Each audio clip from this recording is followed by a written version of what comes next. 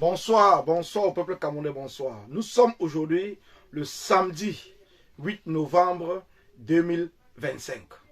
Alors, je prends la parole aujourd'hui, après tout ce qui se passe au Cameroun, pour vous informer. Nous sommes le peuple. C'est nous qui avons élu dans notre majorité le président Issa Tiroma comme le troisième président de la République du Cameroun. C'est à nous qu'incombe la responsabilité de l'installer au pouvoir, sachant la dictature de Paul Biya que nous avons en face. Il est temps et il est urgent que chacun d'entre nous, tous ceux qui m'écoutent, que ce message soit partagé dans les groupes WhatsApp, partout, que tous les Camerounais, sur le triangle national, puissent se préparer pour une grande marche à partir du mercredi prochain, le mercredi 13 novembre 2025. Nous lançons une grande marche en tant que le peuple, une marche pacifique, organisée, dont dans chaque quartier, dans chaque ville, dans chaque village, la direction, ce sont les sous-préfectures, les préfectures, le siège des gouverneurs. Et à Yaoundé, c'est étudié.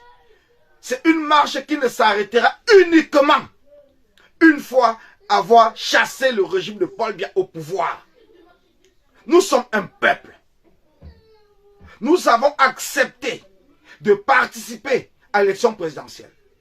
L'élection présidentielle, les résultats dont tout le peuple sait, toute la communauté internationale est au courant, c'est Issa Tiroma Bakary qui a gagné les élections.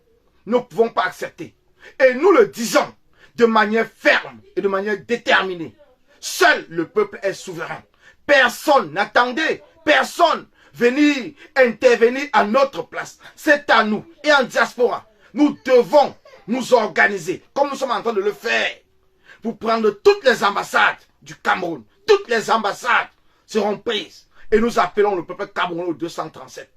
Levez-vous, chers frères. Levez-vous, comme vous l'avez fait après le Conseil constitutionnel. Vous vous êtes levés. Alors c'est maintenant que nous allons démontrer aux yeux du monde qu'impossible n'est pas camerounais. Seule la vérité libère. La vérité des urnes sera dite. Personne ne confisquera notre vérité. Personne ne confisquera le pouvoir au Cameroun. Issa Tiroma Bakary est le troisième président de la République du Cameroun. Merci.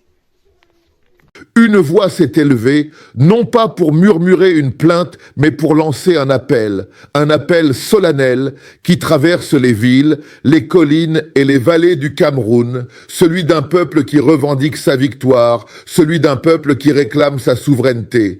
Car au cœur de cette déclaration, il ne s'agit pas seulement d'un nom, ni même d'un président, mais d'une vérité électorale confisquée. Le peuple, dans sa majorité, aurait choisi Issa Tiroma Bakary comme troisième président de la République du Cameroun. Et ce peuple dit aujourd'hui qu'il est temps d'assumer sa décision, temps d'imposer sa volonté, temps de reprendre ce que l'histoire lui a volé. Face à lui, une dictature fatiguée, celle de Paul Biya, qui s'accroche encore à l'ombre du pouvoir comme un fantôme refusant l'aube. Mais cette fois, le ton a changé. Ce n'est plus un murmure de résignation, c'est une détermination collective.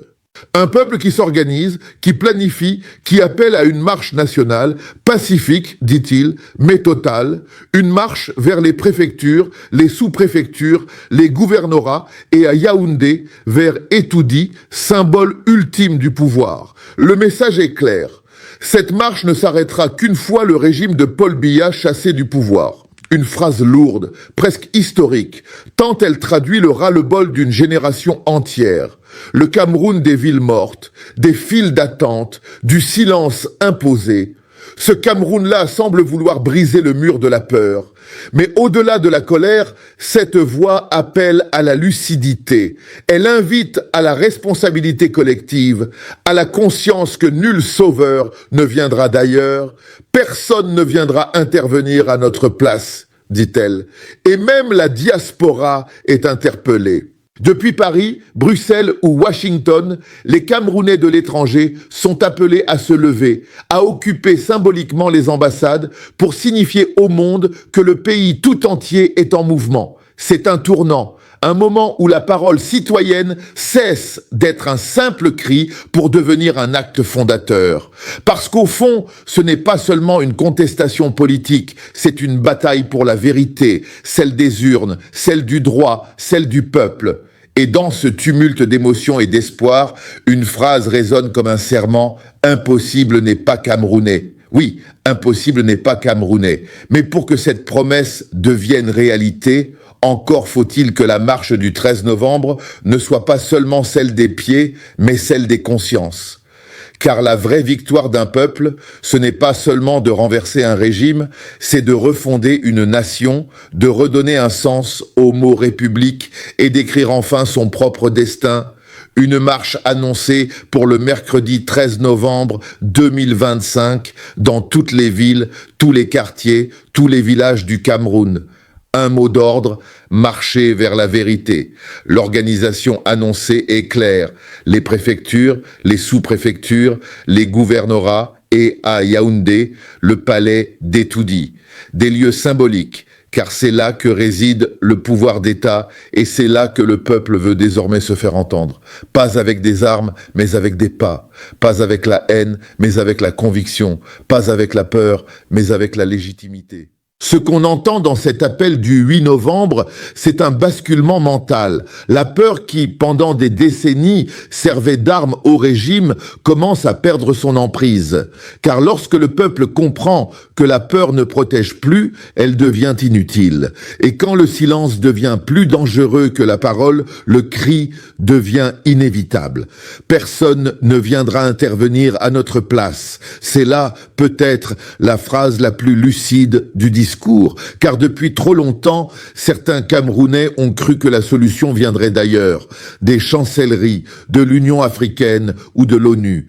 Mais l'histoire montre une vérité simple. Aucune nation ne se libère par procuration. C'est toujours le peuple qui écrit sa propre délivrance. Le vrai combat, désormais, n'est plus entre Paul Biya et Issa Chiroma. Il est entre le mensonge et la vérité, entre la peur et le courage, entre la soumission et la dignité. Impossible n'est pas camerounais. Ces mots, répétés à la fin, sont plus qu'un slogan. Ils sonnent comme une promesse à l'histoire. Car si le Cameroun a longtemps été présenté comme un pays docile, résigné, incapable de se soulever, l'année 2025 semble vouloir prouver le contraire. Il faut se rappeler, le Cameroun n'est pas un peuple d'indifférence. C'est un peuple de résistance silencieuse. Des villes mortes observées à Douala, Bafoussam, Garoua, Djang ou Bertoua, jusqu'aux grèves d'étudiants et aux voix dissidentes muselées, tout montre une société qui bouillonne sous la surface. Et chaque injustice, chaque fraude, chaque arrestation arbitraire ajoute une pierre à ce mur d'indignation. Ce 13 novembre pourrait devenir un tournant si et seulement si la marche reste unie, pacifique et symboliquement puissante. Car une révolution sans conscience devient chaos, mais une marche portée par la vérité devient renaissance. Seule la vérité libère. La vérité des urnes sera dite. Ces deux phrases, répétées à la fin du discours, sont les piliers moraux du message. Car ce que demande le peuple, ce n'est pas la guerre ni la revanche, c'est la vérité.